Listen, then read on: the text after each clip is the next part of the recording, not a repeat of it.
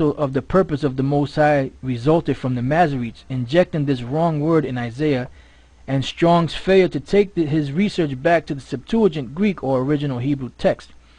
Multiculturalism is an outworking of the perversion of God's word by the Masoretes, because the Most High never meant all nations to get together. Why do you think he separated them? In Deuteronomy the 32nd chapter, matter of fact, let's get that.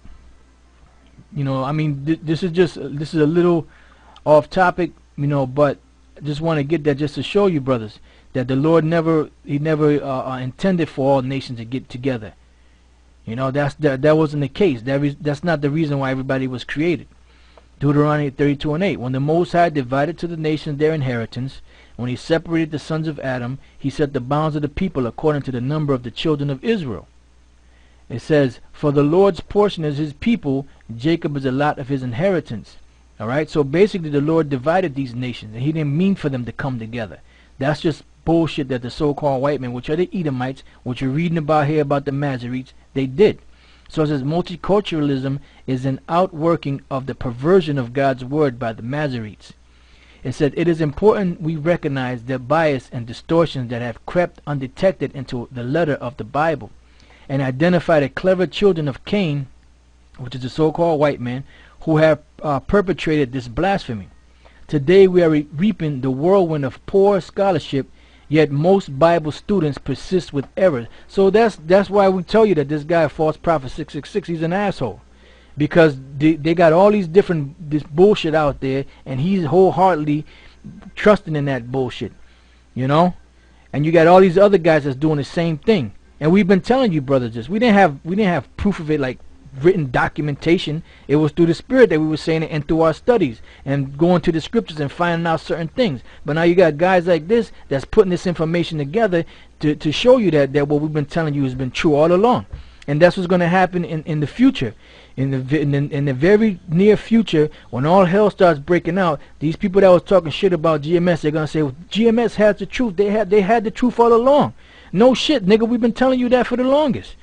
But it's going to be too late for a lot of them people, because the Most High is going to open up the floodgates of hell on this place very soon. And it could be a matter of days, man, a matter of weeks. That's how this thing is about to explode, man. It says outside influences have changed our Bibles and our doctrines to reflect our focus from true faith.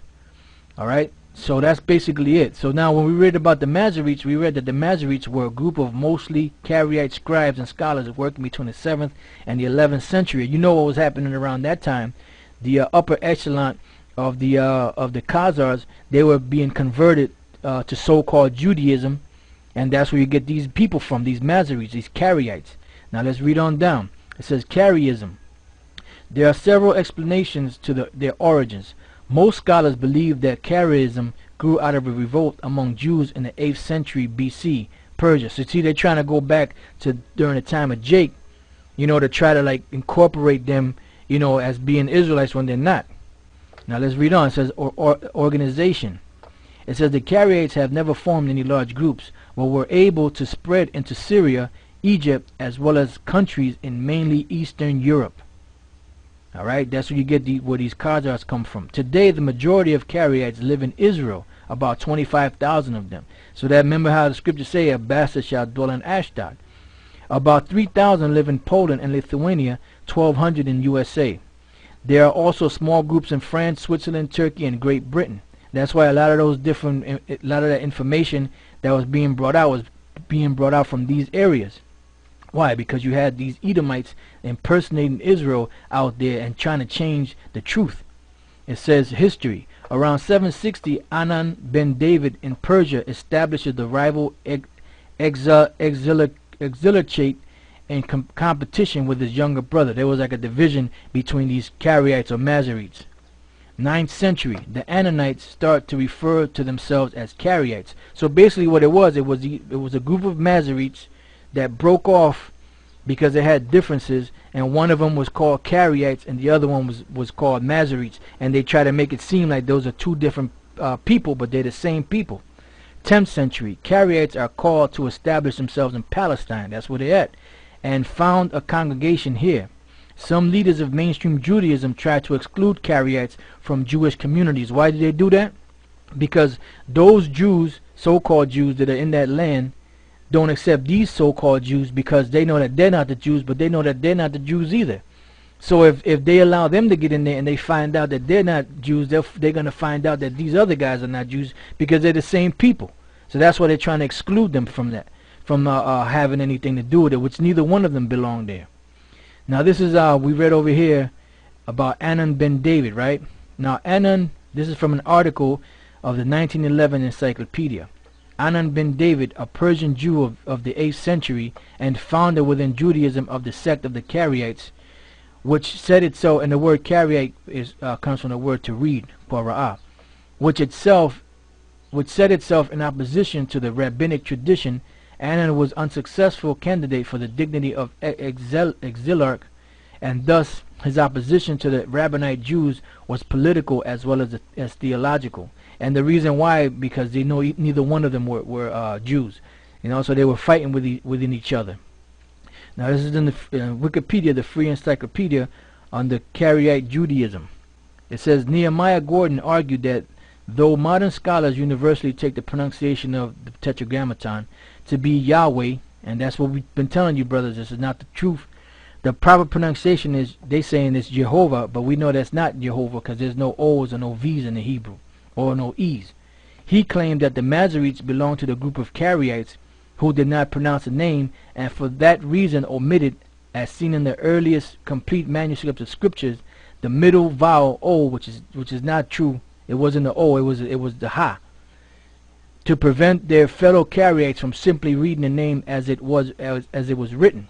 That's why when we the show that we did on what is the name of the Most High, we showed you how they have the word Yah, right? And then when you follow the name or the root word origins of the Most High's name, the last part of that root word was Hava, which is really Hawa. So we know that the Most High's name is Yahweh. So they purposely took out certain things, so that nobody can get that pronunciation. But then when they write it out, even this guy that's bringing out the truth on these devils, he's a devil because he's omitting other things. All right. Then it says here Russian Karaites, right? During the 18th century, Russian Karaites left Judaism. Other changes included claiming to be among those Jews with a Khazar origin, claiming that Karaites were otherwise not Jewish descendants. So they were all Khazars, the Karaites, the Masoretes. And this is from his book Abraham Furkowitz in Istanbul, 1830 to 1832.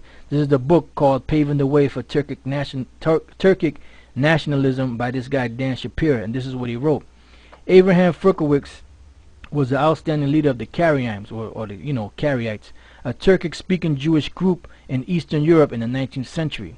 He was the man who virtually made the Karaites an ethnically self-conscious group, now accounted among Turks of the Kipchak group, and who started the debates on the very Turkic origin of the whole Eastern European Jewry. So this is the guy that started that whole thing. And then I'm sure if I dig deep enough in the 13th tribe, there's probably some mention of this guy in there, because that's where this guy Arthur Koestler got that from.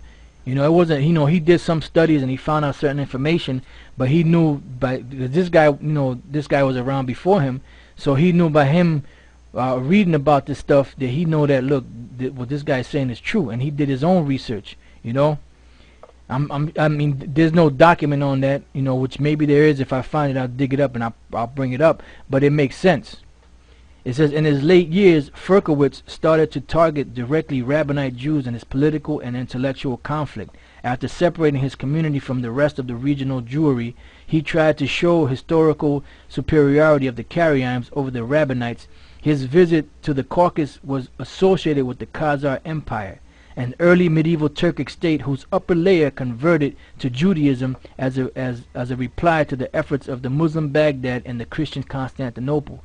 He claimed that Khazar Turks received Judaism in Karaite form. So basically, these Khazars, you know the story about their conversion. Says Khazars were not massacred by any power in that age, rather scattered in Eastern Europe after losing their state. They were ancestors of today's Jews, so-called Jews. more clearly the Ashkenazi Jews, so-called, the so-called Jews of Germany. It says, composed an overwhelming majority of the world Jewry were not Jews proper, in the contrary to the Sephardic Jews, which you have some Sephardic Jews, some of them are Edomites, but you have Jakes among them. They could be at most the 13th tribe as believers of Moses, and not sons of Israel, see? So he called them the 13th tribe. Excuse me. Thus Adolf Hitler, for instance, massacred ethnical Turks. Some claim even that the Ashkenazi Jews had no right over the promised land. And that's pretty much it on that. So then you know that those people, they're not the Israelites, they're not the Jews. So these Masoretic texts that you got, we told you they went off on it. We didn't have the concrete proof on it, but here you go. This is more proof that they went off. The Spirit be revealing things to us, and then eventually certain things are, some certain evidence is brought out, and sometimes it's not. Sometimes it's just in the Spirit. Alright, so now that we read that, I'm going to go to a couple of scriptures here and close out this lesson, because the point pretty much has been made that these Masoretes are nothing more than Edomites. So you guys that's out there that's all into the so-called scholarly, get this document and that document from the so-called white men, you're bugged out, man. 2nd Ezra 11:36. Then I heard a voice which said unto me, Look before thee, and consider the things that thou seest. And I beheld, and lo, as it were a roaring lion chased out of the wood. That's Yahushai. And I saw that he sent out a man's voice unto the eagle, and said, the eagle is the so-called white man.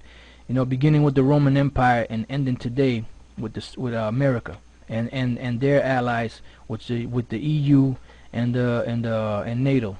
Hear thou, I will talk with thee, and the highest shall say unto thee, Are not thou it that remained with the 4 beasts, which we're talking about in the was spoken of in the book of Daniel, the 7th chapter, whom I made reign in my world. So the Lord made them to reign in the world, and He gave them the law, statutes, and commandments because they took it upon themselves.